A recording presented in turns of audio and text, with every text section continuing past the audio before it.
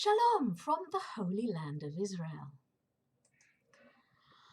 There are estimated to be approximately 2 billion Christians and 1.5 billion Muslims in the world today. Although many probably only pay lip service to their beliefs, that is a vast number of people in the world who take their religion seriously. In contrast, there are only about 13 million Jews in the world, a majority of whom do not observe or only partially observe the commandments of the Torah. Not to mention other major faith systems in the world, such as Hinduism or Buddhism, the question is, can at least hundreds of millions of deeply believing people devoted to serving God as they understand they should do actually be wrong? How do we determine who, if anyone, is actually right? Jewish understanding is that there can be many spiritual paths to God for non-Jews, so long as they keep the 7 Noahide laws, moral precepts such as don't steal, don't commit adultery, and do enable justice to be fair and equal for all people. Jews have many more responsibilities towards God in the form of our 613 commandments of the Torah, and frankly, it is far better spiritually to be a good Gentile and to be a lapsed Jew who no longer keeps the commandments. Judaism is the one belief system where it's recorded that God revealed himself and spoke directly to over 1 million people at the same time at Sinai, whereas every other major religion is based on one apparently inspired person, or at the very most, just one or two. For Christians, there are 2 major players. Firstly, Jesus himself, who actually appears in the Gospels to have been essentially a Jewish religious teacher and miracle worker who kept the commandments of the Torah, including the oral law, as did his disciples. It was Paul who essentially created the new fledgling religion of Christianity, which broke with the Jewish commandments and installed pagan concepts of a human physical manifestation of God, culminating in the Nicene Creed of the 4th century CE, establishing Trinitarian Christianity as the state religion of the Roman Empire. As for Islam, its traditional story of Muhammad receiving the teachings of the Quran from the angel Gabriel and coming from Mecca in Arabia is actually being deconstructed by various modern scholars who are producing mounting evidence that Islam as we know it did not come into being until many decades after Muhammad died, and was first and foremost a political system to bind the recently conquered Arab empire together. The first place towards which early Muslims prayed was almost certainly Petra in today's Jordan, and the first town called Mecca was not in Arabia at all, but most likely in Iraq, associated with Abraham's birthplace. Unlike Judaism, both Christianity and Islam teach essentially that if you don't believe in their most important prophet, then you're going to go to hell for eternity when you die. And while the history of Christian persecution of non-believers is very dark and bloody, its actual teachings as recorded in the New Testament essentially follow the most important Jewish ethics of treating all other people with sensitivity and respect, which isn't perhaps surprising given its Jewish origins. But thanks to the belief that you need to accept the free gift of Jesus' death on the cross to be right with God, otherwise you are supposedly condemned to eternal separation from our Creator in hell, Christian missionaries today are often very good and nice people who genuinely believe that you need what they think they have, and will sometimes stop at nothing to try to get their message across. It doesn't matter how many logical claims you can make against Christian ideology. Every argument you throw at Christians is normally perceived as a test of their faith, which they need to keep no matter what.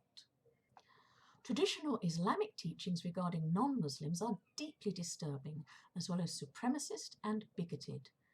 Islam as an ideology is essentially at war with all non-Muslims who need either to submit or convert. Otherwise, they can be killed. In fact, it's perhaps surprising just how many good people there actually are in the world who are Muslims, despite all the highly unpleasant verses in the Quran and Hadith.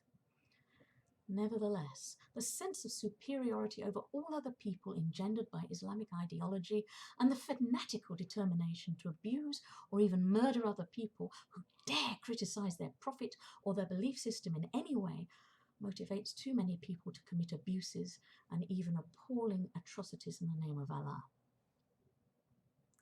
Both faith systems rely on the concept that the all-knowing infinite creator of our whole amazing universe apparently changed his mind only a few centuries after making his eternal covenant with the Jewish people at Sinai. In the case of Muslims, apparently twice. And he did not do so openly in a direct revelation to over 1 million people as he originally gave his covenant to the Jewish people, but told only one person in secret that he was doing this in a different language, Greek or Arabic, and with a rather different ideological construct. In the case of Christianity, it was a vision of Jesus to Paul, and in the case of Islam, it was the angel Gabriel. Not actually God directly in either. What both ideologies coming out of the Holy Land of Israel or from close by it have done in a positive sense is to spread the concept of the one God of us all over a large part of the world's population. What they have also done is to make their adherents feel special and chosen. They are the ones fulfilling God's purposes here on earth. Everyone else is wrong and needs to be persuaded or at least encouraged to join them.